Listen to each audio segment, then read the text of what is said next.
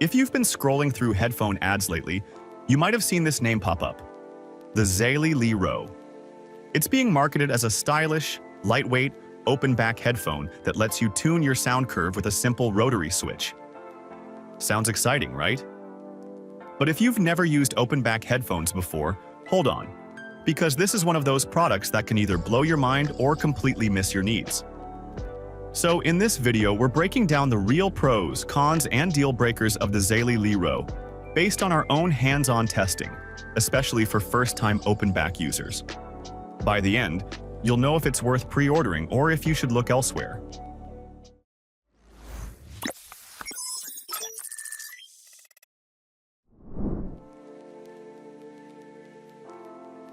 Let's start with what ZAYLLI is getting right, because they're genuinely doing something bold. First up, the design. The Lero doesn't look or feel like a typical studio headphone. It's lightweight, minimal, and modern, built from aerospace-grade aluminum, which gives it a clean industrial look without adding weight. It can be worn two ways, as a traditional headband or a neckband, and it weighs around 112 grams in headband mode and 82 grams in neck mode. It felt effortless to wear for long sessions with no noticeable clamping pressure.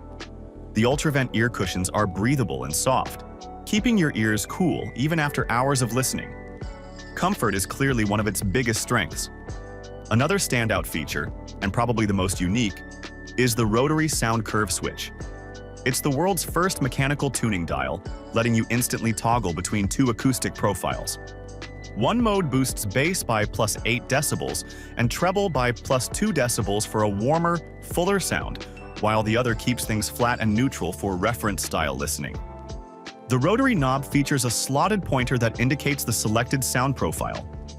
When the slot is aligned toward the logo and cable jack, the tuning boosts the treble by approximately +2 decibels, around 3 kHz, while reducing the bass by about -7 to -8 decibels at 40 Hz. Rotating the knob so that the slot runs parallel to the logo reverses the curve. The treble drops by around -2 decibels, and the bass increases by approximately +7 to +8 decibels. It's an entirely analog system, no DSP, no software, no battery drain, and in practice it works beautifully. The difference between modes is clearly audible and both are well tuned.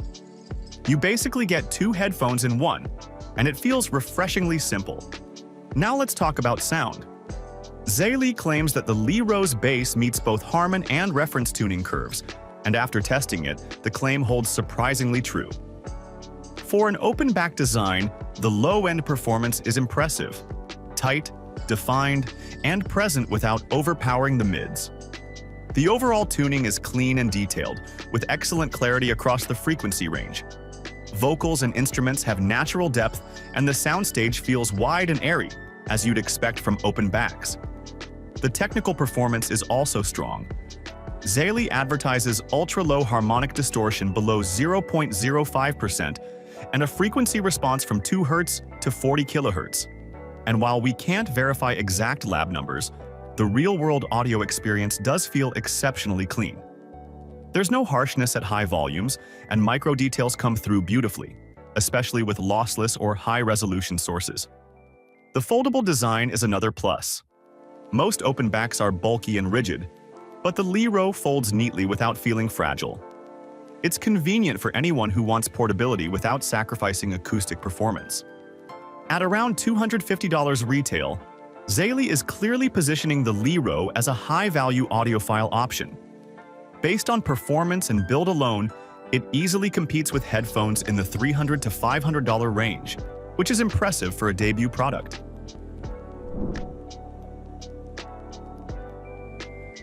Now, let's balance things out, because while the Lero nails a lot of ideas, it's not perfect. First, the obvious, sound leakage. Like all open backs, the Lero lets air and sound flow through, which creates that beautiful, spacious soundstage. But it also means people nearby can hear your music, and you'll hear them too. So it's not ideal for commuting, office use, or public spaces. This is a headphone made for quiet environments. Next, the dual wear concept. It's innovative. Being able to wear it around your neck sounds convenient. but in practice, it's a mixed experience. The neckband mode feels comfortable for short listening sessions, but since it's an open back, sound still leaks quite a bit. So it's not really a discrete mode, it's more about comfort variety than privacy. The foldable design is a welcome addition, but it comes with one caution. Moving parts mean potential long-term wear. The hinge feels solid in our unit, but durability over time will depend on how often it's folded and how carefully it's handled. And while Zale claims reference-level bass, users switching from closed backs like Sony's XM series or Beats might still find the low end a bit lighter. The Lero focuses on balance, not boom. You get precision, not punch. If you're after deep, chest-thumping bass or total isolation, this isn't the right style of headphone.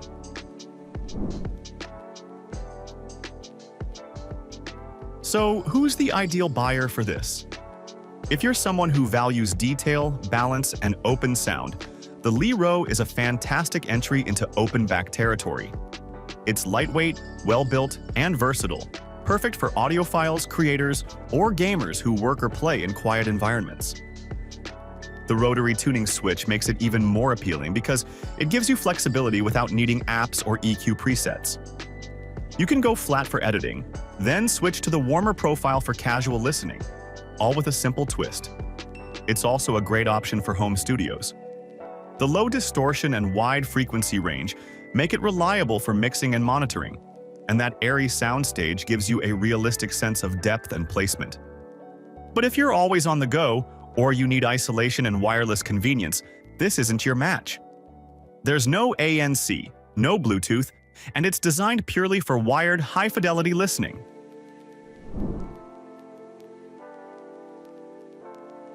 Let's be completely honest about what could hold you back. First, brand maturity. Zale is a new player, and while our unit performed well, we don't yet know how consistent future production models will be, or how reliable customer support will turn out to be.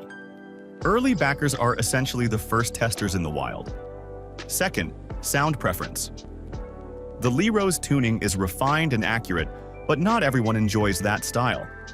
If you prefer powerful bass and closed back immersion, you might find it too airy or analytical. And finally, timing. While our experience with this unit has been positive, it's still a first-generation product. If you like the design and tuning concept but prefer proven reliability, you might want to wait for Zale's second-gen release once they build a bit more brand history. The Zale Lero is one of the most exciting headphone debuts we've tested this year. The rotary analog tuning, lightweight aerospace build, foldable open-back design, and impressive sound balance make it a standout in the sub-$300 range. It's not for everyone, but if you're an audiophile, content creator, or home listener who wants clarity, openness, and comfort, this could easily be your next daily driver. So, should you buy it? If you're curious about open-back headphones and want something innovative yet approachable, yes, the Zale Lero is worth checking out. That's all from us. If you find this video helpful, please like, share, and subscribe to our channel for more content like this. Thanks for watching.